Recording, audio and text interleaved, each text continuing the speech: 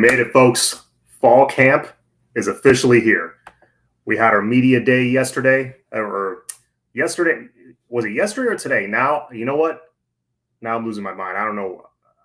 The days have been a blur. I just went through a move. I'm in my temporary studio right now, Studio Cafecito. So please bear with me if the signal is spotty and the lighting is not the best. Bear with me. New studio is coming very, very soon. Fresh, what's going on, sir? Birdstone. I'm doing good, man. It was today? Okay, that's what I thought. I was like, wait, was it? You ever have those days where like the early part of the week is just a blur and something happens and you're like, man, that doesn't even feel like today. That feels like yesterday. Man. But yeah. Life's been crazy lately, but we got definitely getting some Canes talk in. There's no way that's not happening. Mitchell, I appreciate your weekly jelly time comment. Still don't know what the hell that means, but the notifications aren't working. I don't know why. Didn't send me anything for you and Flo's show today. You know what? It didn't send me for anything for Flo's show today either. That's weird, but I knew it was happening. That happens to me every week. Yeah. Is this the new pad? This is no, actually at my parents' house for a few weeks before I move into the new place, rather. So yeah, trying to time it so that you're done with one lease and then go on to another one. Kind of a pain, but get to hang out here with the folks a bit and then head on over to the new place very soon. So looking forward to that. No, I did, and no, Bosworth, I did not go to Hialeah. Nothing against Hialeah. Love Hialeah. Lots of praise for Don on Mario today. Lots of praise for a lot of guys, and we'll get into that now. But Birdstone, yes, we made it, John. Less than 30 days until kickoff. Man, that initial media day when I guess the players and coaches arrive and they get to talk to the local media for the first time in months, low-key is one of my favorite days of the year because you have, you get to hear from everybody. You get all these interviews you get to watch and all these articles you get to read, and you get like a somewhat good read of like a feel for what the team's thinking, what they're feeling right now. First of all, I already know this season's going to be different. Because, I mean, just listen to Mario speak about, first of all, we've heard this directly from the players that there's no cell phones allowed in meetings, which I think is fantastic. I think he's already getting rid of that kind of culture that was around the team, posing for Instagram pics and all that stuff after touchdowns, even though we're down by 10 points or, that obviously that's coming to an end very, very soon. But hearing that from Mario and, hearing that he said something to the effect of, getting better hurts. And sometimes those days hurt. And, we're going to find out, what these guys are made of and if they're able to go through it. I loved hearing that, man. I can't remember the last time I heard a coach talk like that about this team. Maybe Randy Shannon a little bit because he was kind of that disciplinarian, but this is a new one for me. Like I haven't heard. I mean, maybe Butch talked like this, but again, I was a little kid at the time, so I don't really remember. Johnny going to Canes Fest this weekend. Unfortunately, I am not. I'm not able to. I wish I could. I'm Saturday. Stuff having to do with the new apartment, actually. So you want to Canes Fest this weekend? Can't wait for week 3 at A&M, appointment television. Oh, 100%. It's going to be weird that it starts at 9 p.m. Eastern. If anybody's in the Eastern time zone, I love living in Miami, obviously, but as far as watching sports, it sucks living in the Eastern time zone. It absolutely sucks. I mean, for example, the NBA Finals, Monday Night Football, Sunday Night Football starts between like 8:45 and 9. For those who don't know that live in the Central or Mountain time zones, you guys have it easy. I remember I stayed in Colorado one time, and I was out turning on. I came back from the gym to my hotel room, and it was like Monday Night Football at like 5:30 in the afternoon. I'm like, this is amazing. This is awesome. Like I've always been very jealous of that. Let's see, throw them views up. Yeah, it's definitely a real welcome change. Great. Yeah. Thank you, Kubica. I really appreciate it. First on Keontre. Man, let's talk. I'm glad you brought this up. Let's talk real quick about these body transformations we've been seeing. It's always fun to see it every year, like who's put on weight and who, we might see get into the rotation because now they're a little bit bigger, they're not so light. Let's talk about Don Chaney for a second. Don Chaney was, obviously we know he's had his share of injury issues, and supposedly, according to what I read on Twitter, he got emotional when they asked him about, his journey back to being 100% and being able to play again. That dude's hungry. That dude is absolutely hungry. His physique he looks like a different person.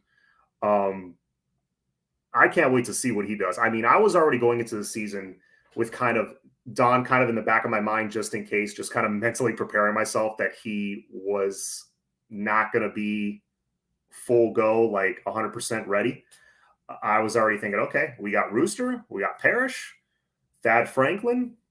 Let's ride. Like we're good. And then guys behind them. We were already deep. You bring Don into the fold. I mean, that is very welcome competition. That you're going back to the days where Najee Davenport and James Jackson was running Najee Davenport around the Orange Bowl track to tire him out. That way he was at a disadvantage for the spring game so he can leapfrog him in the depth chart. That's the kind of competition we had back then, and that's what you're going to see a return to, at least at the running back position. Where else? Tight end, maybe at DB, maybe a little bit of defensive tackle. We'll get into them soon. We are very, very deep at defensive tackle. Very deep, because you name all the guys we have in the 2 deep, in the 3 deep in some cases. I mean, there's guys you forget about. Chris Gons, what's he have to say? Coach Ehrenfeld got these young men packing the muscle body weight. Let me read that again. Coach Ehrenfeld got these young men packing the muscle body weight conditioned. Yeah, no, it's not just like fat and mass they're putting on. They're putting on lean muscle. Like talking to Chase Smith the other day, we asked him like, hey, is your speed going to suffer, putting on 15, 20 pounds of muscle? And he's like, nah, if anything, I feel even quicker. I feel even more explosive. So that's what we needed. I mean, he was barely over 200 pounds. And you could tell he was on the skinny side, but even then, Chase Smith can hit and Chase Smith can fly around the field. Imagine him now at 224, 225, 6'3", 6'4" with those long arms. Now we're talking. That's where he needs to be. So, you got his body transformation. Don, you got Corey Couch, I'm pretty sure. I saw one of those transformation photos like before and after. He looks like a different dude. I kept saying during the offseason that it was going to be Tyreek Stevenson on one side for sure. You can pretty much set it and forget it with him. On the other side, people are still talking about Corey Couch maybe playing the slot. I think that dude has the ability to return. If he returns to his 2020 form now with this newfound frame, this newfound body, he could easily be the corner on the other side. And the whole offseason, I was talking about Daryl Porter Jr. Because Daryl Porter, and again, that's going to be some great competition this year. Porter and Couch kind of rotating in and out, competing with each other. Then you got Dunson, who kind of took a step forward, I feel like, in the spring. Marcus Clark's hanging around, just when you think he's kind of falling out of the race, you see him in the spring game making a couple plays, I think we might end up being deep at corner, just like we're deep at safety. John, what are your thoughts on Parrish? Flo was talking about it earlier. I did catch most of the flow motion. Flo was just talking about it, and I agree. I don't see what he brings that we don't have. Give Citizen his reps. Competition, again, it's going to be earned in practice. I like what he brings to the table as far as being a well-rounded running back. The only thing he's missing is that breakaway straight line speed. He reminds me a lot of Jared Payton back in the day he was here from 99 to 03, if I'm not mistaken. Jared Payton, Frank Gore got hurt in 03. He tore his ACL for the second time. Payton had to fill it in. He did a very nice job. He could catch the ball to the backfield. He could block, good vision. He can get you some nice gains, but he wasn't one of those that you make a guy miss in the secondary and he's gone. Like Portis was that guy. McGahee was that guy. Edge was that guy, obviously. He didn't have that, and the list goes on. He didn't have that kind of speed, and I don't think Parrish has that kind of playmaking ability, but he certainly is a guy that's going to get you a lot of yards and make a lot of plays. And he's going to miss very few assignments. He's not going to drop the ball. He's not going to miss blocks. He's a very reliable player. And a guy like Mario Cristobal is going to appreciate that. So I think Parrish is going to get, unless Trevante Citizen comes into camp and just blows everyone away. Now, that could happen. That could absolutely happen. This coaching staff is not going to shy away from, playing the younger guy if he's better. Let's see. What did I miss here? More importantly, they are putting on muscle in the right places, playing football in their specific positions. Yeah. No, it's not just hitting the gym and getting bigger. You're absolutely right. Fernando, I mean, you played sports back in Columbus. I don't know if you played beyond that, but yeah, it's not just hitting the gym and putting on muscle. They figured out 25 years ago, whenever it was, it's not just that. It's adding functional strength for what you do. And I think depending on who are our strength and conditioning guys over the last 20 years, depending on who it was, our strength and conditioning coach, I think that was kind of lost on them for whatever reason. But yeah, we're talking in the chat about how we're getting better in sports science, nutrition, analytics. Yeah, like you see all of that now at Miami. And I have to this is one of the things I have to give Coach Mark Richt credit. Back in 2016 when he arrived, that was one thing that he introduced this program to really for the first time. Because remember, when we were winning from early 80s all the way up until 04, 05, we were doing it with little to no money and little to no financial help. We were doing it because we were just keeping that badass South Florida talent at home. And we had good quarterbacks and good coaches. That's why we were winning. It wasn't because of money, okay? But Mark Richt, when he arrived, he brought the indoor practice facility. That was at the time. They renovated the area where that patio area where they had College game day again, before the Notre Dame game. They, what else did he do? And he brought that. He brought the nutrition and the sports psychology and all that stuff. He brought that for the first. had never seen that. Citizen is a beast. Yes, absolutely. Kamara and Chris. And Chris Graves. And Jaden Harris. Heard good things about Jaden Harris. I heard that dude, of all the young guys, all the veterans and the coaches are talking about Harris as that's the guy that's putting in the work. Like don't be surprised if he pops off this year. And he's a 3-star recruit. He could be one of those diamonds in the rough. I've been hearing that about him since he got here. Let's see. What did I miss here? Mitch, who's the biggest miss so far for the 2023 class? Feld was on the podcast for over an hour and talked about his training scheme.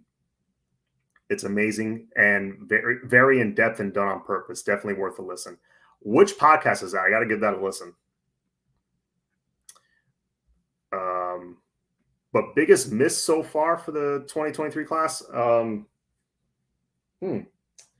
First guy that pops into my head is Olas, that offensive lineman.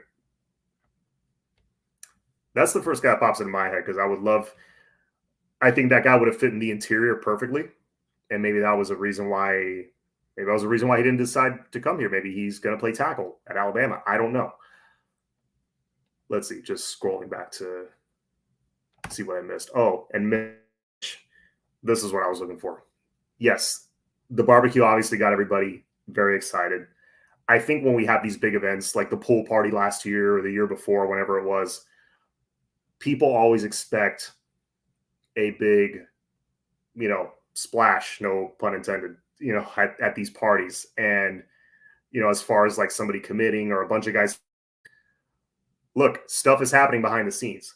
You a couple of silent commits. You might have had Mario and this staff build, add to a foundation of a relationship with a 2024, 2025 commit. That's how you get kids. Remember, you don't just come in and start from zero and recruit a kid to come to Miami in 6 months. It just doesn't happen that way. You have to start building out relationship from 8th, 9th grade. And that's, they start visiting, they start attending practices. I saw, actually, who was it? I think it was Hakeem Mesidor said that he attended a practice, and that's what got him to come. Speaking of this, I was watching, I think it was I Am Athlete. I think they had a Antrell Roll on. Antrell was talking about how, and obviously this is back in the day, I don't know if football, practices still go like this, if it's still this old school, but he was talking about how he attended a practice in high school, and the two guys, I think Chris Campbell hit some running back like so hard, and he was like, oh my God. And then, they're, whatever, they're chatting out after after that drill. And it's like, man, that's normal for them. And that's what sold him. So you gotta build these relationships from early on. Let's see. He played baseball at Barry University 1 year with the minors of the Mets. Very nice. Very nice. Yeah, I know you played at Columbus. So, usually that a lot of those guys go on to, if not D1, they go on to play somewhere. So I figured you might have. So yeah, biggest miss so far, I think, is Olas. If there's nobody else I can think of right now. Hey, General, what's going on? Orange and Green Blood CWO says, I think Elijah Roberts is going to break out this year. Again, that's Flo on his Flow Motion earlier today was talking about guys we forget about. He kept bringing up Rooster. I did not forget about Rooster.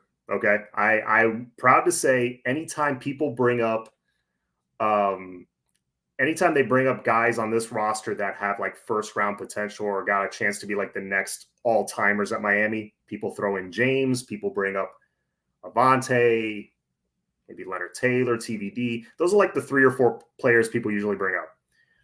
I always throw in Rooster, and people usually don't. I do. I think Rooster has a chance to be real special, like an all-timer at Miami.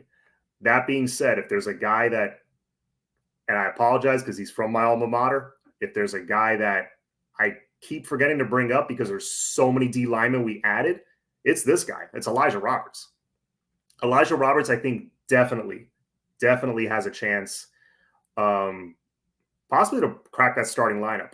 It may be tough this year. We'll see. We'll see how he'll get in the rotation. He'll play for sure. And I think he'll make an impact. With guys like Mesidor, Lichtenstein, Agude, all these guys with Moultrie, even all these guys with all this experience that have gotten that top-notch coaching at certain places. It's going to be tough. It's not going to be easy for him to crack that starting lineup, but I think he'll be in the rotation for sure. Jonel Aguirre. I knew there was a guy, like an elite guy I was missing.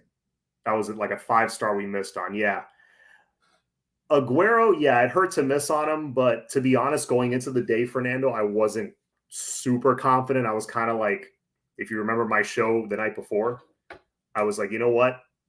60-40 probably in favor of Georgia. Kind of a coin flip. Let's see what happens tomorrow. Sure enough, he went with Georgia, and I was like, you know what? Not super surprised. I thought maybe Coach Adai being here, that gives us a chance. And he picked Georgia, and that's fine. Hey, look, we're not going to win every head-to-head battle with Georgia and Alabama. That would be absolutely insane. That's just not going to happen. But if you win some battles with those teams, that's plenty. That is plenty. Hell, you can win the ACC, honestly, with the caliber of players we have been recruiting. They just haven't been developed. But they're going to be developed now. And on top of that, you're bringing in a few 5-star guys, a few guys that, you pluck away Francis, you pluck away a Jaden Rashada, you pluck away please, Lord, a Hakeem Williams. You pluck away a few guys like that, all of a sudden it gets real and people start to pay attention. Question I want to know is Malik Curtis finally being utilized? My God, I hope so. Bro led the country in returns for high school, and they got him riding the bench at corner. Well, him being low on the depth chart at corner does not mean he's not going to be a returner. You could be 6th, 7th string corner and still be the number one returner. It doesn't matter. You don't have to be a starter. That being said, Curtis might even get a little playing time at corner. He's not bad. I saw him play, fly around a little bit on that field in the spring, and it was kind of in that second half garbage time. But the dude's quick. He's explosive, and he's just an athlete. So I really hope he does get utilized. I hope they sprinkle him into offense a little bit. But you already got Burchard and X and all those guys. So it's not that easy to just plug him in somewhere. It's like, well, who does he leapfrog? And that's a good problem. We have depth in certain areas now. The one place there's a couple places we don't have depth, but the one place is still O-line. They're still trying to fix that. And linebacker, obviously. But those layers are starting to build. Thoughts on Carnell Tate possibly taking an OV here because of his relationship with Rashad? Okay, thank you. I will take that. Thank you very much. I believe he's ranked number 1 right now, and Innis is ranked number 2. I want to say that's the case. They're like both right up there. Brandon Innis, obviously, I think Rashad is talking to a lot of these guys. If you can keep one of them home, if you can flip one of them, massive win. You already got a solid receiver class with, coming in this year. Man, the lighting sucks. I apologize, guys. My ring light and my 4K camera are like in a box somewhere. We'll figure this out, folks. I'm just glad the signal's been good so far, so that's nice. Great show, my guy. Home of Rocky McIntosh. Oh, very nice. Gaffney, South Carolina. I did not know that's where Rocky McIntosh was from. Rocky McIntosh is one of my all-time favorite linebackers at Miami.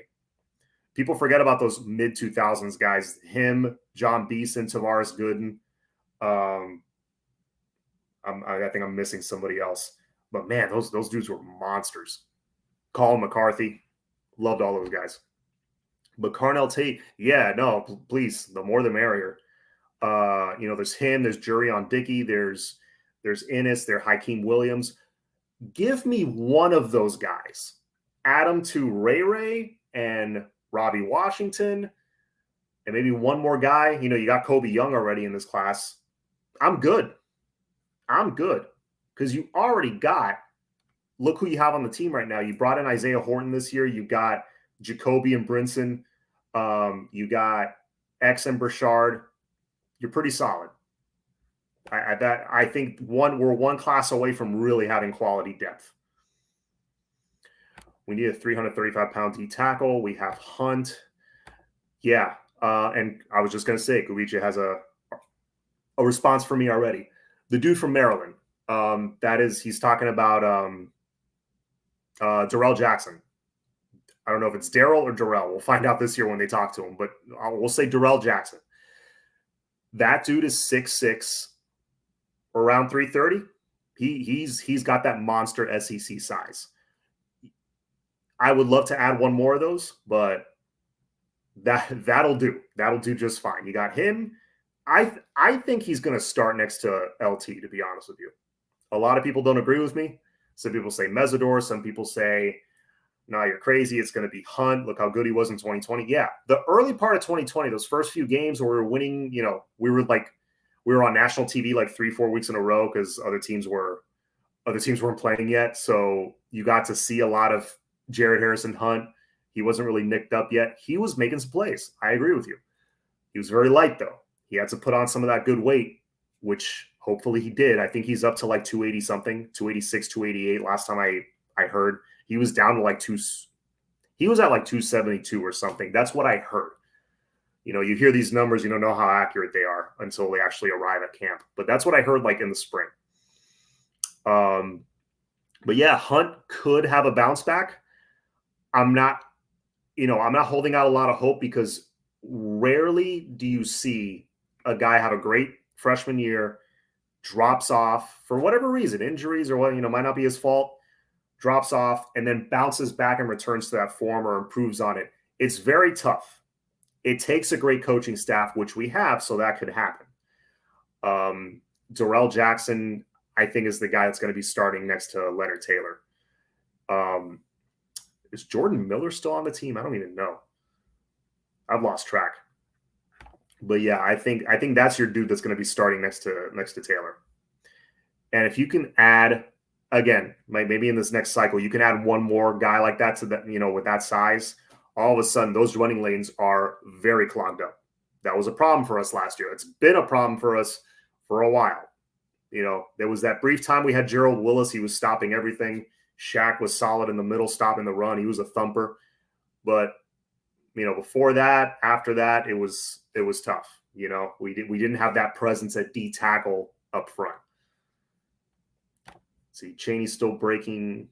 He runs too hard not to break through. Oh, that are you saying he's not running like strong enough? Like he is knocked down too easy?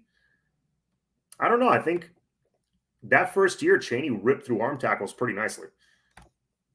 I don't know if this will work, but I'll put it in here and then in the comment section. Okay. Need a beast mode linebacker. Fresh, I think we found one. Caleb Johnson could be that guy. You think we are out of it with Baxter? No, I don't think we're out of it with Baxter. I think we're big game hunting at every position. Now that we've got a lot of the defense kind of figured out, I think they have a plan. And I think running back is one of those positions they're going to target next. Even if it's not Baxter, even if it's Chris Johnson Jr., I'm good with him. Chris Johnson Jr. has elite speed, elite track speed. He's one of those guys where I don't know how shifty he is, but you make a guy miss, he's gone. We need a 5-star in this DT class. Well, there's a man by the name of last name Hicks. The boy's good, and he's interested. Birdstone says, how many of these big fish do you think we flip if we win the ACC, possibly playoff contention? Oh, all right. Let's have a little fun here. Let's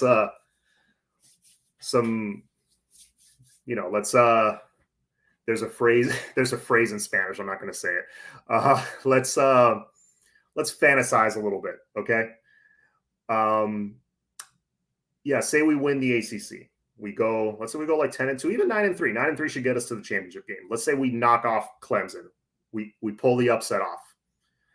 And we end up in a New Year's Six bowl. We end up in the, playing here at the Orange Bowl game at Hard Rock Stadium, in our home stadium, which, by the way, I was at the game against Wisconsin when we were up 14-0 at one point. That was awesome. So I would love to relive that. But if we find ourselves there, whew, I mean, you're talking about not only keeping all the guys you have in the boat already. Now you're talking about adding a guy like Cormani McLean, possibly. Now you're talking about adding a guy, maybe flipping a Brandon Innes. Maybe that's that last little bit David Hicks needs to see to come on board. I think it absolutely makes a difference. Because look, after 2017, I mean, there were certain positions we were lacking in. I remember after the 2017 year, we got Nesta Silvera, who was ranked very high. We kept him home. He started the hashtag Make the Crib Great. Then you got Brevin Jordan, who was an absolute monster, number 1 or number 2 tight end coming out of high school that year, who, by the way, I hear is tearing it up with the Houston Texans in practice. And you got who else? I'm having a hard time remembering the rest of that class. Oh, Lorenzo Lingard, number 2 running back in the country at the time. He didn't pan out, but we didn't know that at the time.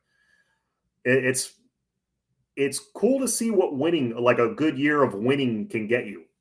There's definitely, you'll enjoy the fruits of that afterwards. It's party time, brother. We'll flip a bunch if we win. Yeah. I agree. Look who we're already getting. We haven't stepped on the field yet. Let's see. Can we all take notice and see what Saban pulled out of Florida this cycle? One guy from Florida so far, not the whole roster. Thank you, Mitch. Great point to make. If you can just, they're still going to come in here and cherry pick a few guys. That is always going to happen. Nick Saban's just not going to stop being Nick Saban and forget about South Florida and just go elsewhere. Oh, we'll just get guys from Georgia. No, he's still going to he's still going to try to get the best guys from down here. And he's going to get a few.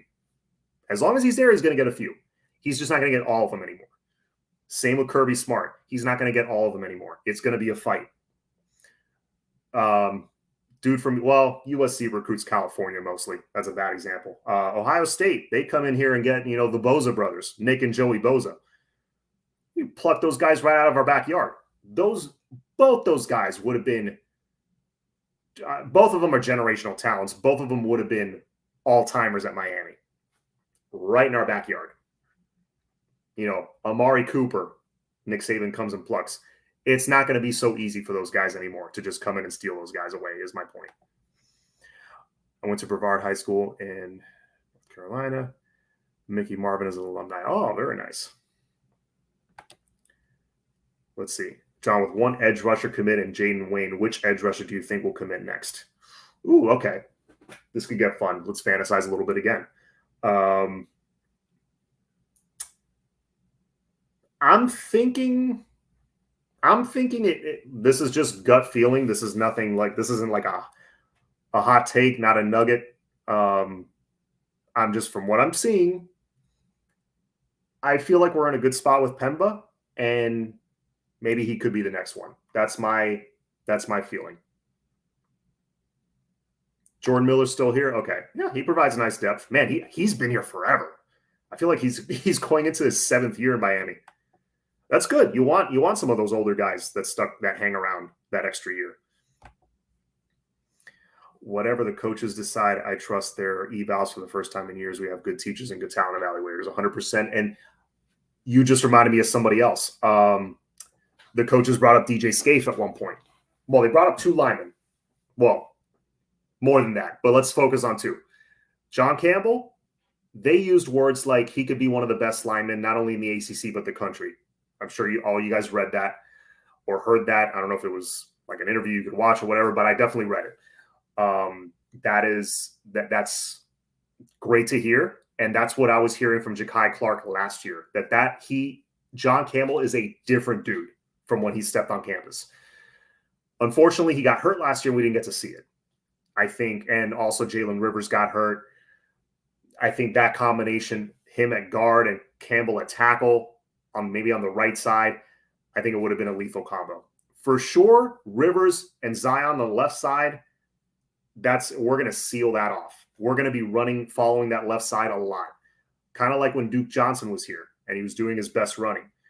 He was doing his best running when Chantrell Henderson and Eric Flowers were like on the same side and Chantrell was healthy.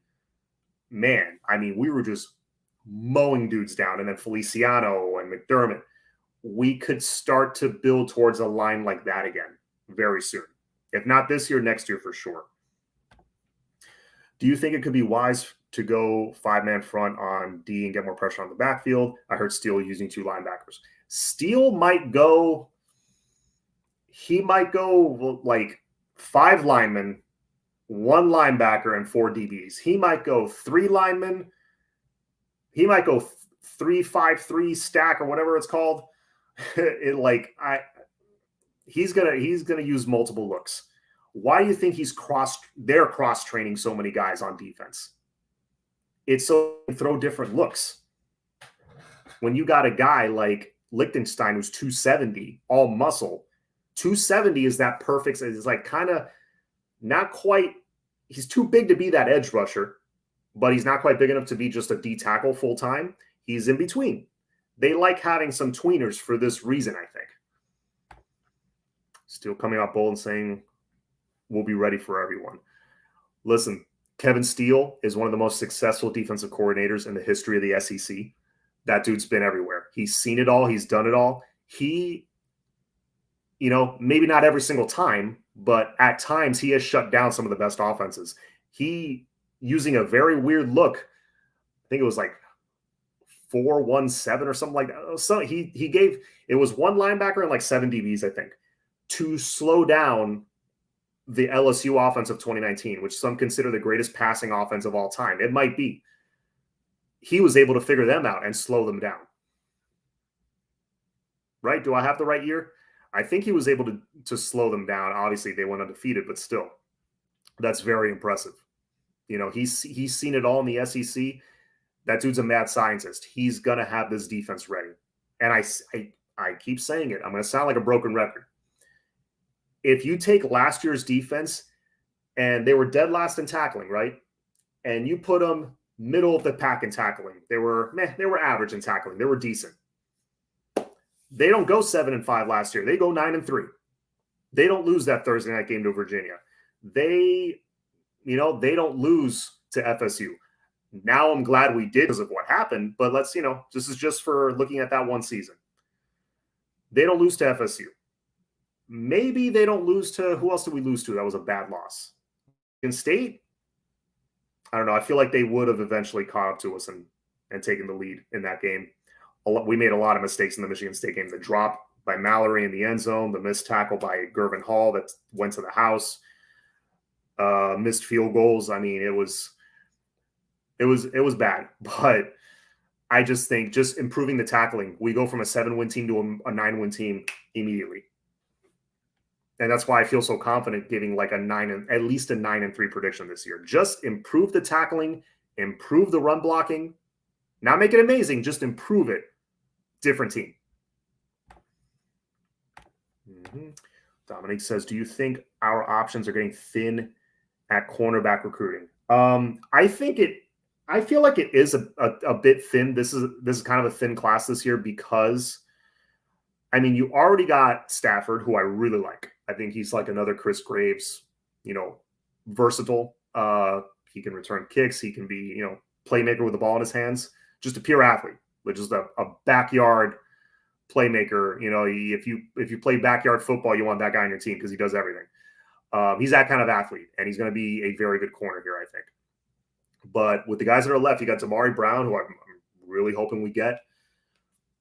Shooting our shot for Cormani. We'll see what happens there. It's not the end of the world if we don't get him. That's the number one player in the country, in my opinion, and in many people's opinion. And then there's this guy, Jaleel is his name? The dude that one writer said committed to Florida, and then he said to take it down. I'm blanking on his name right now. Yeah, that was pretty bad. But yeah, really after that, there is kind of a drop-off. I'm sure somebody saw it. Somebody said it already. Yeah, I can't think of his name right now. But yeah, let me go back to the comments. Max, what's going on? New Year's 6 versus Oregon. Ooh, I would love that. New Year's 6 game against Oregon. Let's go. Even if we get Cormani. I think if we win big, we get Cormani, Hicks, Brown, Bain. And Ruben Bain. I forgot about him. Let's see. Barrios. What about Barrios Fresh? Were we talking about receivers before? Let's see. Sorry, catching up here, guys. Here's a punt for you. Canes 12-0, maxed out. LA Cane fan, you agree with me? You're thinking Pemba? Yeah, I think he'd be the next top pass rusher to commit. But then I just remembered Bain. You never know. Chris Johnson, running back from that's Chris Johnson, the running back from Dillard. Elite speed. Let's see. Oh yeah, the comment about Kevin Steele. He held that LSU offense to 23 points when they averaged 4. I think they averaged even more than 40. They averaged I felt like at the half they had already 450 yards on everybody. They were just automatic. But yeah, his defense did a very good job against that LSU offense, and a lot of the scheme. It just, all those DBs on the field just frustrated Burrow and those receivers. Exotic defense. He gives great teams. Yes. And imagine a guy that gives great teams fits and has us prepared. Add athleticism and speed to that. Thank you very much. Biggest issue is losing the teams we're supposed to be. It has been since, I will tell you the day that started. I remember I was a senior in high school. I was at my homecoming dance. This was 2004. We were 6-0, number 3 in the country, going into where do they play? Chapel Hill, North Carolina. I've been to that stadium. Very nice. I like Chapel Hill. Beautiful place. They and everybody knows what happened. They beat us on the last second field goal. We should have put 60 points on those guys, and we didn't. That was when North Carolina was bad that year. It wasn't like Carolina today or Carolina when Butch Davis was there with all those South Florida athletes. No, Carolina was bad. And we went up there on prime time. It was a night game, and I was in shock that we lost that game. Total shock. So that's when that started. Those, that when we were no longer 1,000% sure we were winning a game when we played like an unranked team. I was 1,000% sure we were winning that game until we didn't. So from 2004 to now, that's 18 years. I think you start to see that come to an end. It doesn't happen overnight, guys. There's going to be speed bumps. We might find ourselves in a dogfight against Virginia or Virginia Tech. I think both those games are going to be tough. Virginia Tech's in Blacksburg. Remember that. So, that's going to be some adversity they face. How they respond to it, we will see. Go Canes from Lexington. Oh, welcome to the show. Thank you for being here, Aubrey. Lexington, Kentucky. I've never been there. See what else. I'll be on a couple more minutes, guys. Can always take a cornerback that's committed elsewhere. Yeah, no, it's Dijon Johnson. That's the friggin'. I was thinking Bijan. No, Johnson. Yes. Canes, Tennessee says can always take a cornerback that's committed elsewhere. You absolutely can. You can absolutely flip a guy. You can get a guy in the portal again. The portal didn't disappear. It's still there. It's just not going to be for this year. But you can always bring in a veteran guy that, maybe like Darrell Jackson, for example, has a great freshman season. I think he was like freshman All-ACC or freshman All-American, something like that. He got some postseason honors as a freshman when he came here. We can get a cornerback like that. You never know. All right, guys.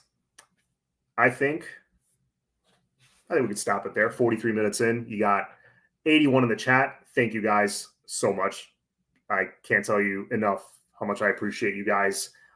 Week in and week out, the Degenerate Squad, always so loyal and listening. I don't know how you guys listen to all these shows, but we appreciate it. Thank you. Thank you for the likes and the subs.